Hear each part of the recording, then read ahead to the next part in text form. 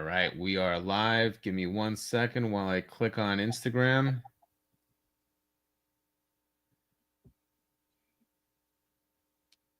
All right, we are good. Shay, what's going on? Happy Friday to you. Happy Friday, I like to call it. Happy Good. How you doing? Friday. Let's get this up there. Welcome to Fresh Start Fridays. Shā Sparks, thank you so much for joining me today. Friday, Fresh Start Fridays. We're going to hear your story. But first, welcome. How you doing today? I am fantastic. How are you?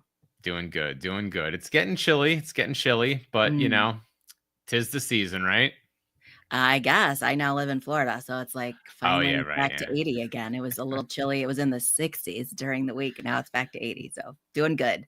All right. So let's I'm going to go into your bio real quick.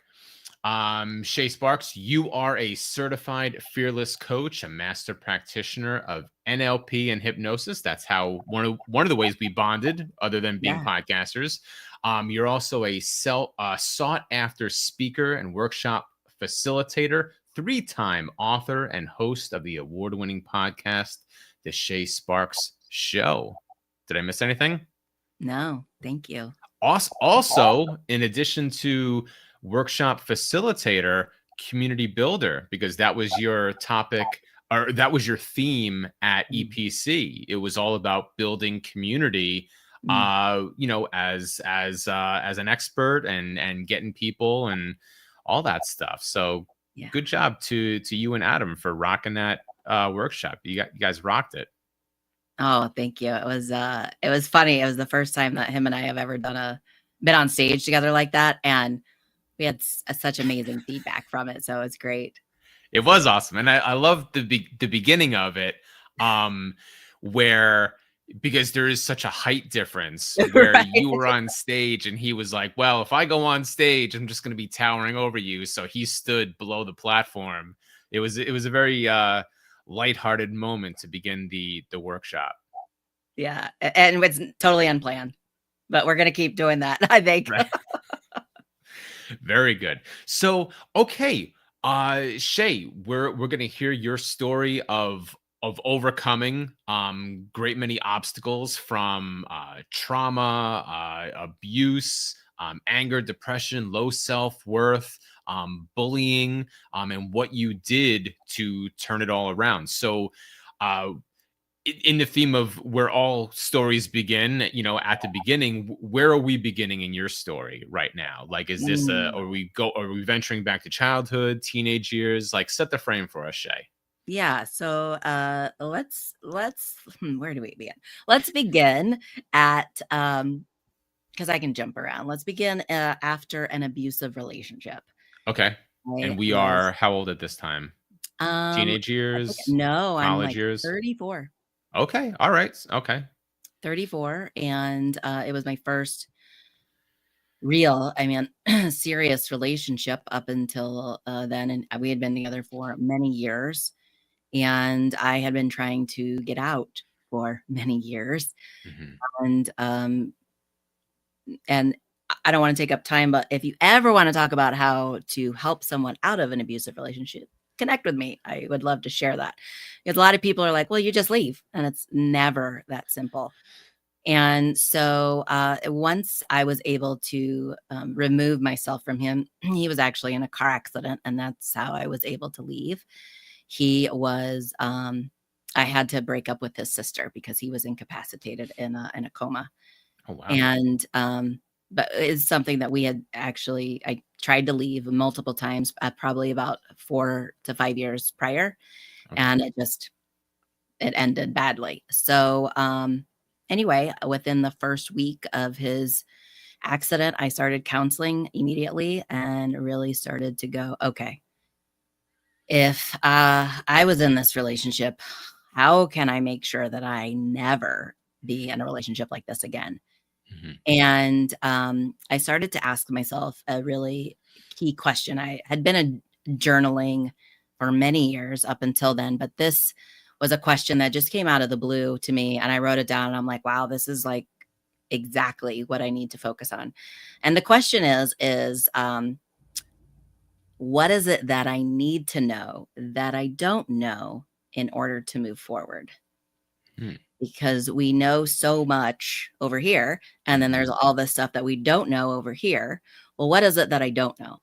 Because Sure. most of the time we focus on what we know, right? And so I really kind of started my healing journey, is what I call it, from that standpoint of what is it that I don't know? Mhm. And that's when, during the counseling and coaching and books and podcasts that I would listen to and people I would research, I really started to peel away the onion that I am, that we all are, Mhm. and learned so much about myself, including how incredibly angry I was, how depressed I was, how I had no self-esteem, no self-worth, like what even that looked like. And I had been bullying him because he was bullying me. And then I look back and I'm like, God, I did that in high school Mhm. too. I did that in our teenage years. I was a bully then too. And I'm like, wow, like how uh profound Mhm. of a moment this whole, and it was probably, I don't know, I mean, I would say probably in the span of 6 months that all of this uncovering, ripping off the Band-Aid, looking in the mirror, whatever you wanna call it, really happened. Mhm. But to gain such awareness about who I had been, and now, making new choices to be someone better, Mhm. was really fantastic. I'm curious, and I know that we kind of jumped to the 30s. Just Yeah. the old therapist in me is curious to know, like, um is there like a history of abusive relationships like in your past, like, and that was kind of like familiar to you, just out of curiosity, like whether it was like teenage years or college and stuff like that, or was this like the first time and it was a brand new experience and you weren't able to recognize it as it was happening? I'm just curious. Well, I love that you asked this question. I During this period of time, I read a book called Women Who Love Too Much, and it should Okay. be titled People Who Love Too Hard, because it applies to men and women. Hmm. And that's, you hit the nail on the head. That's when I learned that this is a familiar, uh, I was in a relationship that was familiar. Hmm. I didn't realize it was from home, Okay. because that's all you know. If all you Hmm. know is this is what life looks like, then that's all you know, right? And I didn't realize how manipulative my parents were, or narcissistic my dad was, just things like that. And to be honest, we didn't ever talk about stuff like that. We never went to counseling. We never said, "Hey, you're not nice. You're being mean to me," stuff like that. Never talked about any of that. Hmm. And I never saw myself as a victim, even though when I was in that relationship, I never saw myself as a victim either. I was like, all right, I made my bed. I have to lie in it. Let me just keep surviving day in and day out. Hmm. And I realized again, all during this healing journey, is that I was a survivor my whole life, just getting by every day. Now, mind you, my family was not anything like my ex. He was to the nth degree, but he had behaviors and characteristics from each one of them. Both my brothers, my parents, and my grandmother. I mean, you take the worst traits of people and you put it into one person, and then confuse it. Um, to add to the confusion is that you then put the best traits of people, because he had what I have probably learned, although I'm not a therapist, to diagnose him, but he probably had something like borderline personality disorder, Hmm. where he had the complete opposite as well. And Hmm. so that's why it was so confusing when things were so great, and then they would go so bad, and then they would turn back to so great again so quickly. Hmm. Sometimes it would be in a matter of seconds. Hmm. Um, I had no I had no experience in any of that. So it was yeah, it was totally new for me, and I Hmm. didn't see it. I didn't get it. I didn't know. The other book that really changed my life was Boundaries. I had no idea what boundaries were. That's not something we ever uh, learned growing up, or Hmm. even exhibited. And so it was very huge just to again really be able to reflect, take that time back and go, wow, didn't know, but I didn't know. Did you just a quick question? Did you recently post about that book, Boundaries? Like I want to say that I recently saw that in my news feed, like someone talking about this book. Was that you? Did you post about this within the I last couple days? I did not, but Okay. it is something that it should be. It should be talked Okay. about like all the time. It is Okay. so important. That's this is how important that book is to me. Both of those books. Gotcha. Yeah, that just really sounds familiar. They could definitely within the last couple days when you said it, I'm like, oh, maybe it was Shay that posted about it. Okay. Nope. Okay. Very cool. Very cool. And remind me again, Shay, how long were you in the relationship with the gentleman? I know that Mm. you had said that it was a long term and you were trying, there were multiple times when you um played with the idea of leaving him or having some kind of a break or whatever. How long were you two together? Remind me We were again. together on and off for 12 years. Holy smokes. Yeah. Oh, did you say that you had tried leaving 5 years prior? Is that what it Oh, I was? left multiple times, and Oh, he okay, would okay. track me down, and, then came the niceties. Then Mm, came the flip side of all the bad stuff, right? Was like, the love bombing as we know now, love bombing, right, was, "Oh, well, then I guess that we're okay." And the love bombing would last. It would last, might last for 6 months. So it's confusing when, again, you're not used to it, you don't know. Um, had no idea. I'd never experienced this was my first true boyfriend, so okay. I had never experienced anything like that before. So it was very, shocking. Gotcha, gotcha. Um, and so he got into the accident, and then you kind of was it like a wake-up call? Like, "Oh my gosh, this is, like, my chance to change things and turn things around?" Like, how did that realization come about? I'm just curious. Yeah, it was, so probably let me take you back to probably about 3 years, maybe even Okay. 4 years prior to this. Prior to I the am accident? Prior to on the the accident? prior to his accident, yeah, Prior to the accident. we are, on the phone talking, and I'm like, I can't do this anymore." And as I'm saying it, I'm literally sitting on my couch in my house, and there's a spiritual entity that sits next to me and whispers in my ear, "Not now, not now." And at first, I just thought it was my fear, like, "Oh, that's just my fear. I don't want to be alone," or whatever. Mhm, And as the years went by, I started to realize I'm a spiritual person. I started to realize that that was probably a message from God. mhm, And after he had the accident, and I contacted his sister and his mom, and his family came and to the ICU ward of the hospital where he was. I had to track him down. No one informed anyone where he was. And I explained all of the situation, and they're like, "Oh, you have to go do this, you have to go do that, like get his life insurance in order, blah, blah, blah." And I'm like, "No, I'm done. Like, mhm. no, you don't understand. Like, I can't do this anymore."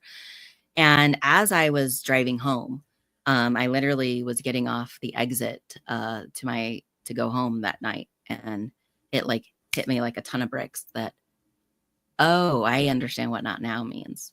Not now means I have to hand him back to his family and fill in the blanks of whatever they don't know. Mhm. Because part of the traits that he had was a compulsive liar. So there was lots of things, fill in lots of blanks to fill in. And, so I was like, "Got it. Not that's what not now means." Okay. So it was immediate that night, Mhm. like, "Okay, let's go. Let's get out of this and move forward." Digging deeper a little bit, you had to update or you had to inform his family. This is something that they didn't know that he was this person, like that he had these tendencies and traits and things like that. Like, did they? Is that something they never experienced? Or No. According oh, to, them, they were surprised okay, that this happened. They were surprised that I was, s saying these things. They were oh, then okay, surprised that I said, he had they they said, please go get his insurance. And I'm like, he's not working. And they're like, what do you mean he's not working? He just told me he'd gotten this brand new job like 2 months ago, blah, blah. And I'm like, no, he's not working. And I had been taking care of both of us financially. And very long story short, he had told them lie after lie, like, oh, I'm working here. And they never followed up. Oh, I've got these great benefits. They never followed up. He had a sibling die a couple of years prior to this, maybe a year prior to this. And so life insurance was something that they would started to talk about after that sibling passed away. And he was like, just basically told them anything that they wanted to hear. So when I was able to have one-on-one conversation with his sister, probably, I don't know, maybe probably a couple of weeks after his accident, I said, look, I've been researching his personality, and I feel like he had possibly something like borderline personality disorder on top of being an alcoholic. And I said, I don't know if you know this, but he also shared with me that, his mom, your mom, abused him. And she's like, I told you he was a compulsive liar. You should never listen to him, blah, blah, blah. And I'm like, he's not the one who told me. His aunt and uncle, your mom's sister, is the one who told me. So he is not the one who told me. And after his aunt actually told me, he had started to tell me the stories. And it really made sense, unfortunately, that he was just being how he had been brought up. He had become the bully. Interesting.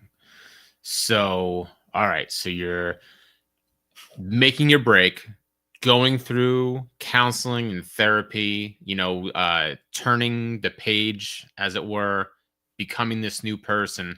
How long does that process take? I mean, we're always growing and evolving, but like, how long of a process was it after you first said, no, I'm done, I'm going to update the family, but I need to start focusing inward and focusing on Shay and where she's going now? Like, how long of a process was that? That was literally the first week. I mean, Oh, within the first week, I started counseling. Like, no, I am taking care of me. okay. I will say what I found is that I had healed enough, I'll use that word, Okay. that within about 4 months of that accident, I had probably around 5 to 6 women, whether at the time I was a hairstylist, so whether they were my hair clients or they were friends of mine, out of the blue, share with me that they were in a relationship that they were unhappy with, but they didn't know what. They didn't know why. And they used the term, it drives me crazy when I hear people say it now, but it's called, I love you, I love them, but. They would say, I love him, but blank, blank, blank. There was all this negativity around it. And so I started to just get curious about what that but was. Like, what was that? What was the after? I love him. And they would share things like, oh, he wants to dictate what I wear or where I go or what I do or, things like that. Or he's never supportive or, things like that. And I said, look, I'll be honest. This is what I've learned about myself. This is what I came out of. These are 2 books that I highly recommend that you read. And I have also learned that people don't change. So if he is where he's at right now, after you've been with him for however many years, it's not going to get any better. And now, thank goodness, only one was an extreme case of abuse. And it took me about 1.5 years to get her out of that relationship. But as this started to happen to me again, they were all around the same time. There was probably at least 3 off the top of my head that I can think of that was like done. As soon as we had they got their haircut and had that conversation with me, they let me know within a week, like, it's done, it's over, I'm done. Interesting. And I felt this like sense of duty and relief that everything I had endured and survived and put up with was worth it to help them. Very cool. So, real quick, were you helping them from like the salon chair, or like were they coming to you then as more of like a life coach or something like that, or like what was that all about? I'm just The salon curious. chair or they were my friend. Okay. Yeah. Okay. Yeah. So then, okay. So you're doing the work for self, Mhm. feeling better about yourself, growing, right? Now people are coming to you as like, hey, she did it. I wonder if I can do it too.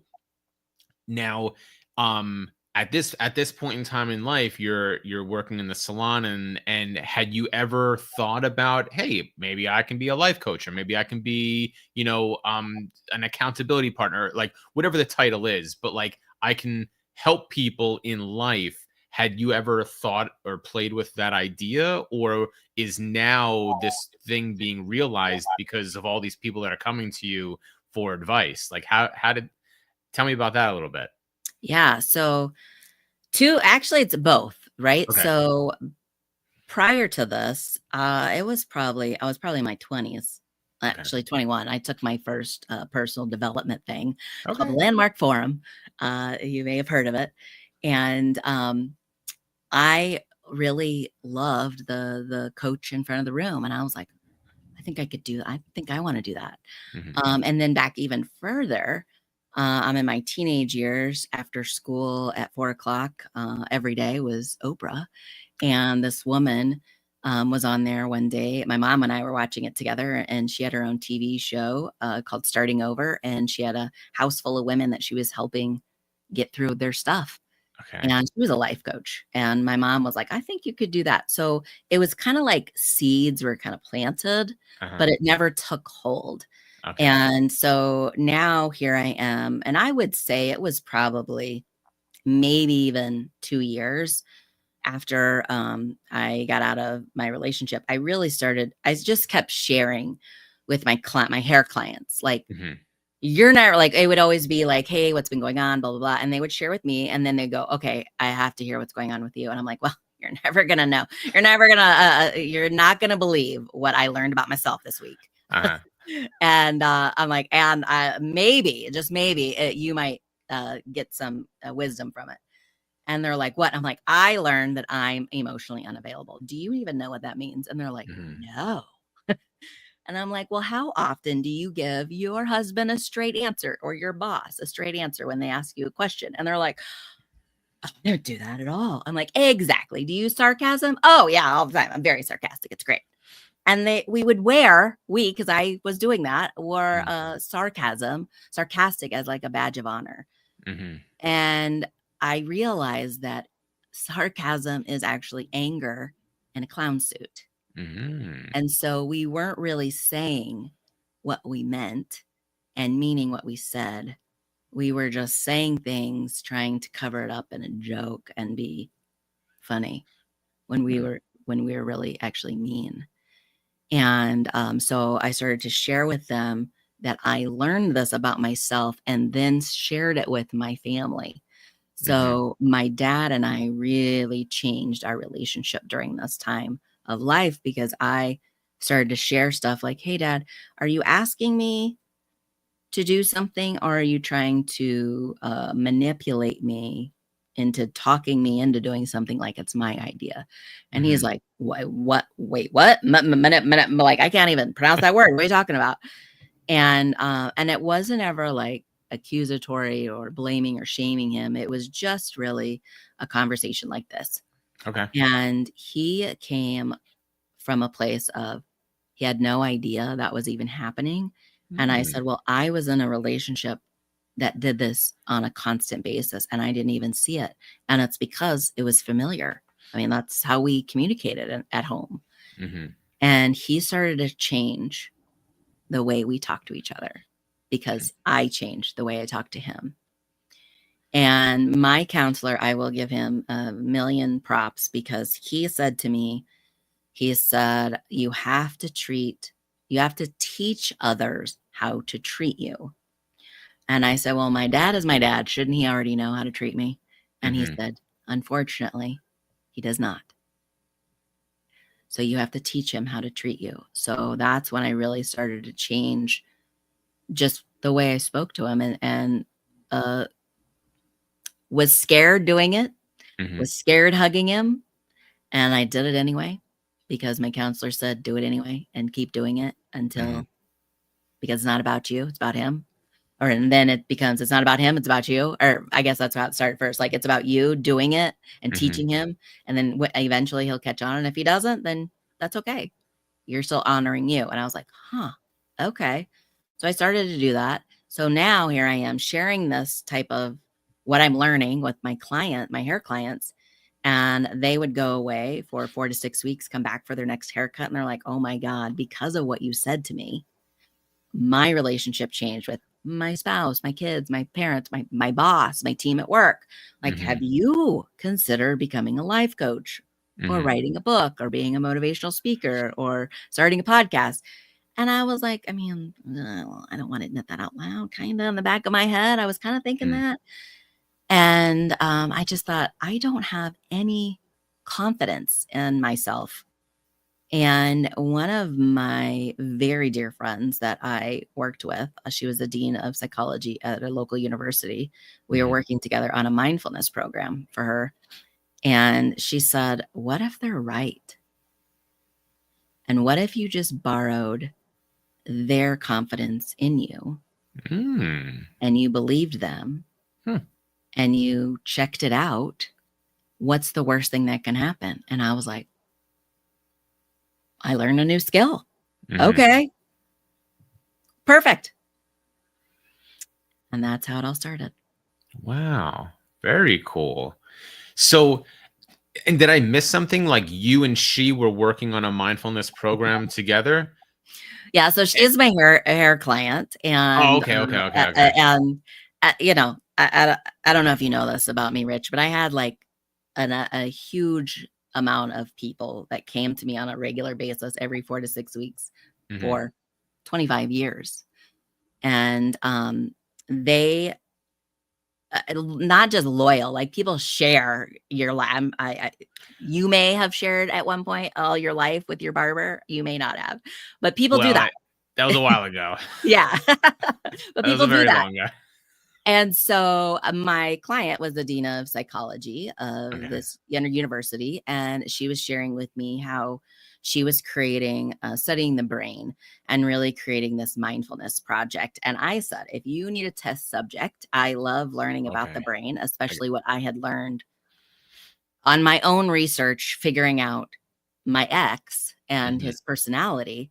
I learned more about traumatic brain injuries and things like that, and where trauma lives in the brain, just on my own, because I needed to figure it out, not just for myself, for me, but also for him. Why? I don't know. I needed something to make sense, I think. And anyway, so we were talking about how the brain works, and how when you step out of your comfort zone, you make new neural pathways and neuroplasticity, and what all those things are. And I'm like, so when she was telling me about this mindfulness program, I was like, sign me up for a test subject if you want. I would love to help you out with this. And so we started doing mindfulness sessions, I guess you will, every week for, several years, probably 3 years. And they combined it with exercise. And her husband, at 70 years old, went back to school online and got his personal trainer certificate. And they put these two together, personal training and mindfulness, and went into assisted living and nursing homes, and really focus on how the mind and then the movement, when they are coming together, they really change your everything, your longevity in our lives, especially at that age. So, and then me, I wasn't that age, but me being me, they were like, absolutely, we would love to have someone that's not of that age to find out what's going on. And So that's how I got being part of that project. Very cool. Very cool. Good for you. So, okay. So part-time salon hairstylist, part-time life coach. Like we're doing both, both from the salon chair, but also you're growing, you're getting your own clientele, going out, service, serving clients, at your couch, or at the local coffee shop or whatever. And then from there, when are we really starting to take it very seriously? Like, hey, so you're borrowing that confidence from those folks, and then tell me a little bit more about that. So you borrowed that confidence, and now we're really starting to like pick up the pace as far as coaching and mentoring and facilitating programs and things like that. Tell us a little bit about that. Yeah. Every story I have is a long story, so bear with me. So I had already started journaling many, many, many years prior. So then Okay. when they were telling me all these things, be coach, write a book, do this, that, and the other, I was like, all right, I'll start writing chapters in a book. And so I literally just started writing down. And one day I just felt that same voice that said, not now, not now, say to me, this is not your first book. Mm. And for whatever reason, that meant put it down. And unfortunately, I see what you're saying. Okay, so okay, okay. unfortunately, at the time I was doing those chapters, my mom got diagnosed with terminal cancer. Mm. And so I had to put everything that I was working on away and focus on taking care of her every other weekend, driving back and forth from where I lived to where she lived, 4 hours every other weekend, taking care of her. And then, and she lived for about 14 months. Okay. And what's crazy is probably within not even a year, it was probably like 9 months, my dad then got diagnosed with cancer. And he lived in Kansas City. So here I am going to the VA with him and going to Iowa for my mom. And it was a lot. So I'm taking care of both of my parents, all of that. But in the back of my head so then my mom passed away. And I knew I had wanted to be a coach at this point, and I hired someone to help me start a website because I was like, I looked into training and Mhm. nothing seemed to fit. And so I found someone that was like, oh, you don't need training. You just start a website and you'll be fine. I'm like, sure, take my money. And good God, you took a lot of money. And they took way too much money. But they helped me with starting my coaching business. And they said, you need to go write what you need, what your script, I forgot the wordage they use, your message, go write your script for your website. Mm. And I was like, okay. So I literally take my laptop one day and I head to a coffee shop, and the internet was down. I couldn't get the questions they had asked me on the Google Doc. So I pulled up a Word document and I'm like, okay, God, what do you want me to write? And 6 hours later, there was my first book. And I had no idea that was going to happen. It was just completely spontaneous. And I was like, okay, there we go. And So wait, so, hold on one second. So yeah, instead of writing the copy for the website yeah, because the internet was down, you wrote your book instead? yes, yes, I just wanted to make sure that I heard you properly. Okay, go forward, because I'm sure yeah, someone's wondering that too. Well, good for you. You're I'm not gonna write my website copy, but I'll write the book instead. Okay, so you wrote the book, and then yeah. what happened? And then it's funny you say that. I'm like, well, of course I did. Why? I mean, I'm not going to waste time, so why not sit there at the coffee shop and be productive, right? Um, so it all worked out. So then so then I was looking into researching other salon owners into possibly being like a business salon coach, Okay. and started doing my market research and started talking to all my friends who were salon owners, and realized that that was not the avenue I wanted to go, because they were not willing to accept that they were part of the problem as well Mm. as the solution, but that they were doing something possibly wrong. So they wanted to point fingers in all the wrong direction. And I was like, this isn't going to work for me. So anyway, I was really hitting my head against the wall, like, okay, how am I going to write this copy for my website? And I saw, actually, I saw an event on Facebook events for write your copy for your website, Mhm. called Story Brand. Okay. And they were having a conference in Nashville, Tennessee, and I was actually supposed to be at a wedding doing someone's hair, and they decided to go with their local hairstylist up in Philadelphia. And so I was like, all right, well, I've never been to Nashville. I don't like cowboys or country music, so why not go? I should go. And so I ended up going, and that out of the corner of my eye is where saw this woman the first day, but I didn't get to talk to her until our last day. And here she didn't know it, didn't remember it. She was the woman that my mom and I used to watch on Oprah, who had her own TV show, who No. was the life coach. Yeah, Wow. And she isn't was in that the crazy? wait, she was in the audience She too? was in this workshop finding to create her message for her website. No kidding. And so and now what's crazy is I didn't even remember that memory Mhm. until after, many years later, a couple years later. So I go and have a conversation with her. I'm like, "Hey, I'm a life coach too. I'm having some issues. Do you have time for at lunch to talk about this?" And she's like, "Oh my God, yes, let's talk." So we were talking about it, and she's like, "Well, so how long you been a life coach?" I'm like, "Oh, I just kind of started."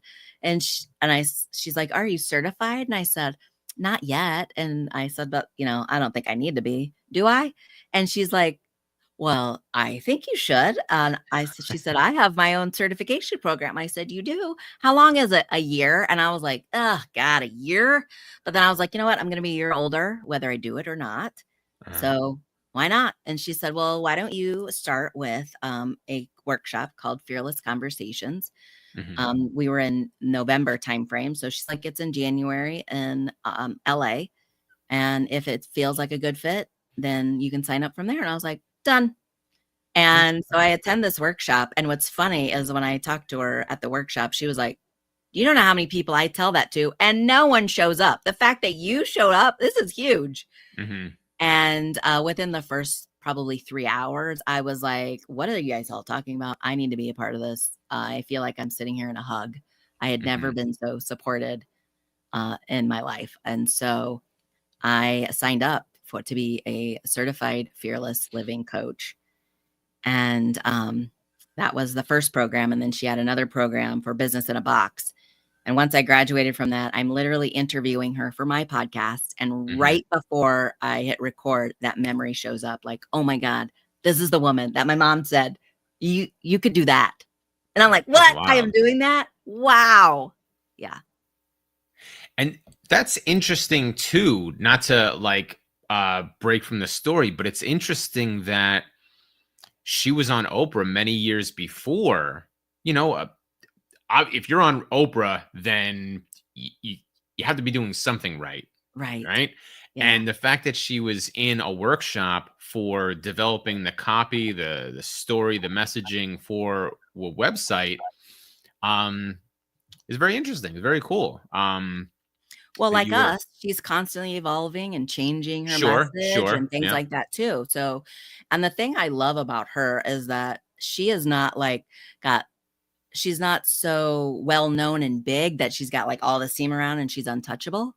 Well, that's what She's I act think that's what I was going for was that I would have thought from the way that you explained it in the beginning that she's got people to do that stuff for her, like and she does. uh, And the thing I love about her is her wanting to be so authentic uh-huh. that she embodies her own message to make sure that that's how she comes across. Very cool. Very Yeah. cool.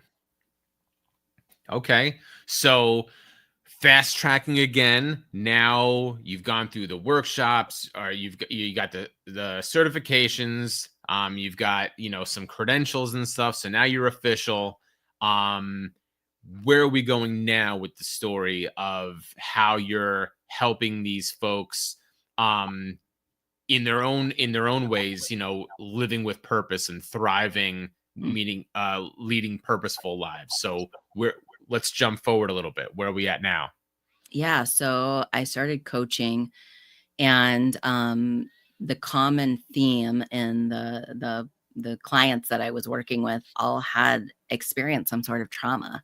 Okay. And I was like, well, how can you take that situation? What can you learn from it so that you can then help others in some form or fashion? Maybe even be an example for your children Mhm. to turn this into a treasure. How can you do that? Mm. For me, what I did was my dad became my best friend in the last 5 years of his life. So that's how the trauma that I went through helped me identify and heal so I could change my language so that Mhm. him and I could have this amazing friendship. Okay. So that's kind of the message that I was helping these my clients with. And as I then started my podcast, I was actually a year after I started my podcast. I was at a podcast conference, podcast Mhm. movement in Orlando in 2019. And you meet 500 of your new best friends, is what I said. And Mhm. on the last day, I met a gentleman, James Van Puren, and he was like, "Tell me about your coaching business." I said, "Oh, I transform trauma into treasure." And he's like, "Have you Wait, considered?" James from Podfest, though, right? He's one of the Yeah, but we were at right. podcast movement. But Yeah. you were at Podcast Movement. Okay, right. And I didn't know anything about Podfest then. And he Mm. said, have you considered working with veterans? And I was like, Mm. funny. I meet them everywhere I go, Oh, so that's how especially that since happened, my huh? dad was a veteran. This is Uh, really bizarre. And then he invited me to Podfest in mhm. 2020, March of 2020. And he didn't just invite me to Podfest. He said, "Shay, I think you need to be here for Military Creator Con." And I was like, all right, Mm. I don't know what that means, but okay. And once I had met him actually in August of 2019, was also living part time in Washington D.C. Okay. and part time in Kansas City. Why? Because it's something I always wanted to do, and so I loved being in D.C. to just being part of whatever the museums or whatever was at my disposal being there. And I was sharing with, again, one of my hair clients, like, this man said I should be working with veterans. I'm like, how am I going to do that? That makes no sense to me. I don't even know. And she's like, because I've developed this program that's really helping women find their purpose, Mhm. out of trauma.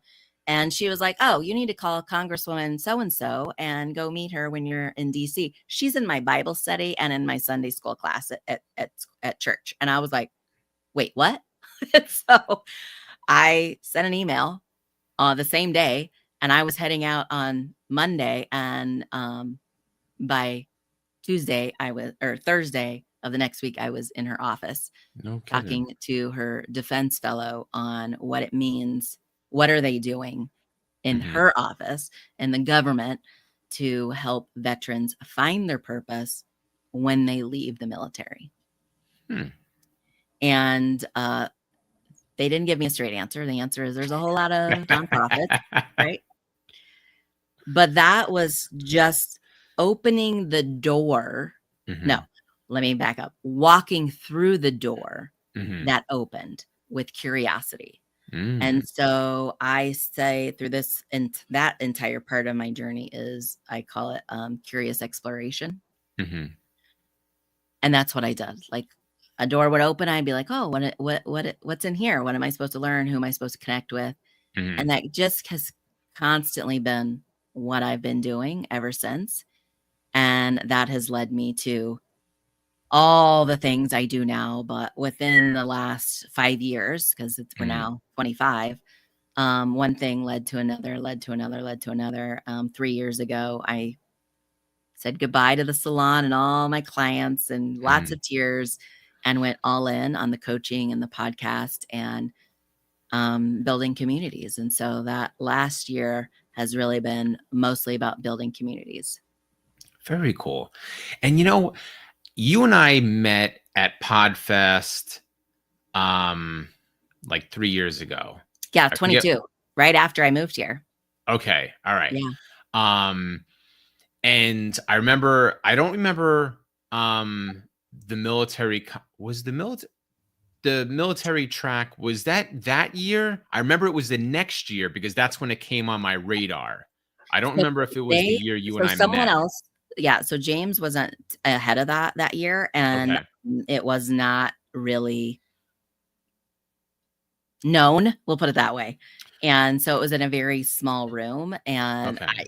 as far as I know, there wasn't a lot of people attending it. So, yeah. Okay, but then the next year was when it came on my radar because I met James. He's talking about it. I already knew you. You were talking about it. Sean was talking about Yeah. it. And all these people that I'm like talking to, I'm like, oh, I didn't realize that we had this, separate con, but like, its own little track of speakers and stuff like that. All of that to say, like, I was always curious how you got involved because they both, Sean and James both are former military. Right. So I was curious. I'm like, oh, I wonder how Shay got involved. Like, because this was, um, I, because you had never talked about, being in service. I'm like, oh, maybe she had a family member and it was, near and dear to her heart, or like whatever the case is. I was always curious. So now you inform me. So thanks for telling me.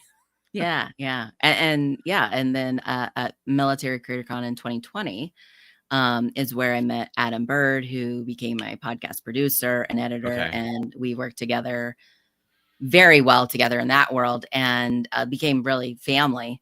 Hmm. And went to him last year, and I'm like, look, I've been kicking around this idea for a long time, and I just think we need to do it. I think we just need to start building a community. Mm. And he was like, let's do it. And that again, that idea had came out of all the things I was doing since 2010. So Hmm. I've been working on it in the back of my mind, is how I call it, ever since. So the fact that it's now come to fruition and I get to share it and talk about it, it's amazing. Very cool. Very cool. Well, since we're kind of talking about it now, do you want to like give a little promo for it? You talk about it real quick for the folks that are watching now or in the replay later on. Tell us a little bit about the community that you and Adam are building and how you're helping others do the same. Take a little Yeah, thank you. Thank you for time asking. to plug that up, give it a little promo.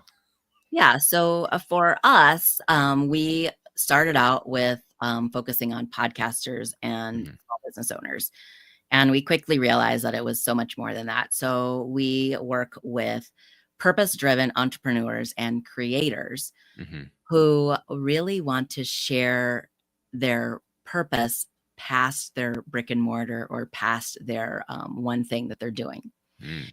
And we have found that growing a community can mean a couple of things. It can be like company culture, where Okay. it's inside a business or it's inside a company, or it's building that rapport and that community with your customers, your clients. Hmm.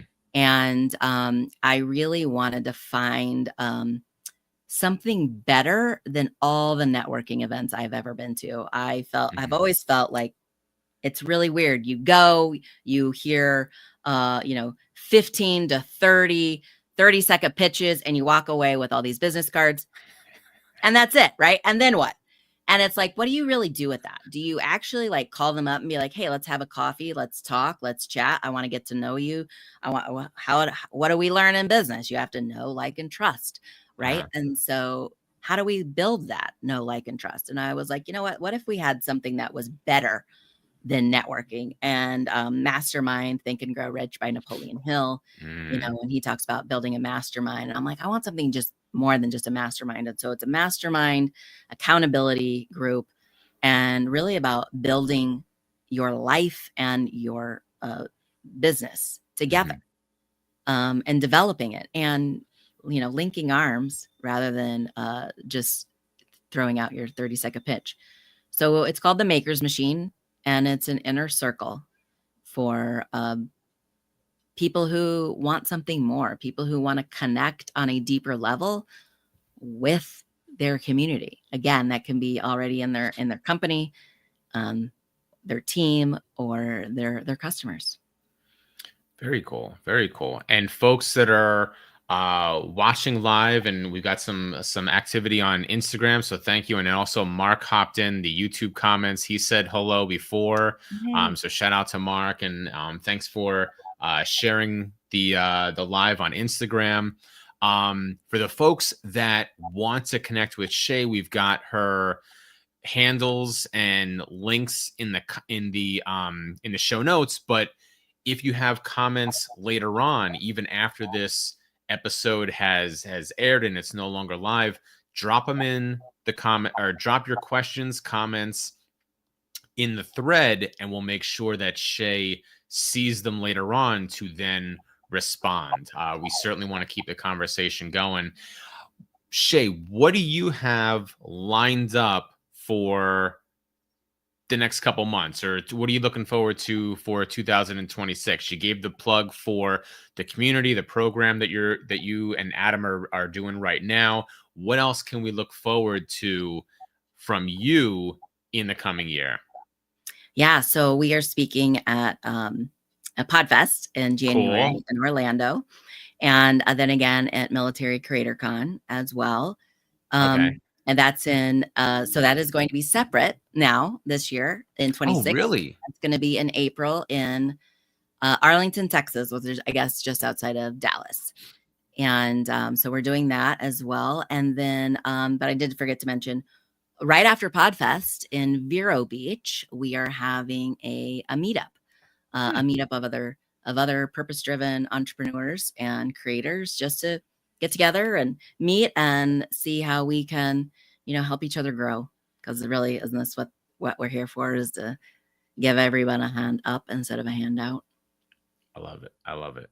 So, and just so I heard you properly, the Military Creator Con is not going to have its own track at Podfest. It will be its own separate entity Yeah. at a point in April.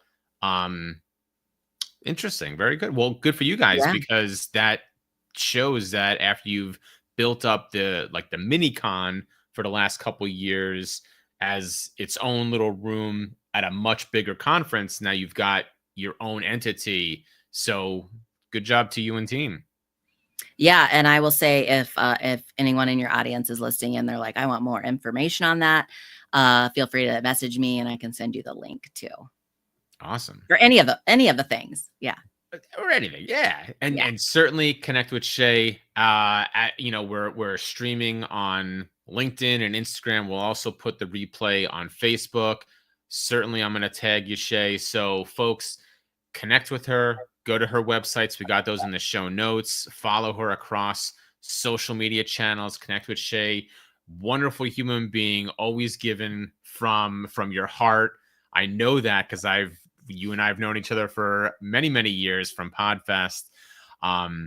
Thank you for sharing your story today of turning that trauma into treasure, and also highlighting how you're helping other people do the same. That really beautiful work. So thank you so much. Well, thank you for having me on. I know you said we're just gonna talk for a few minutes, and thank you so much for allowing us to continue to talk. So now you're gonna be the designated Shā and I are chatty Cathy's, because Yes. normally it was like me and Chris when I'm like, oh yeah, well, normal episodes are like, 20, 30 minutes, but me and Chris were chatty Cathy's. We go 40 minutes. Now you have the trophy. So good on you. Yes. Love it. Thank you. Thank you, Shā. All right, let's.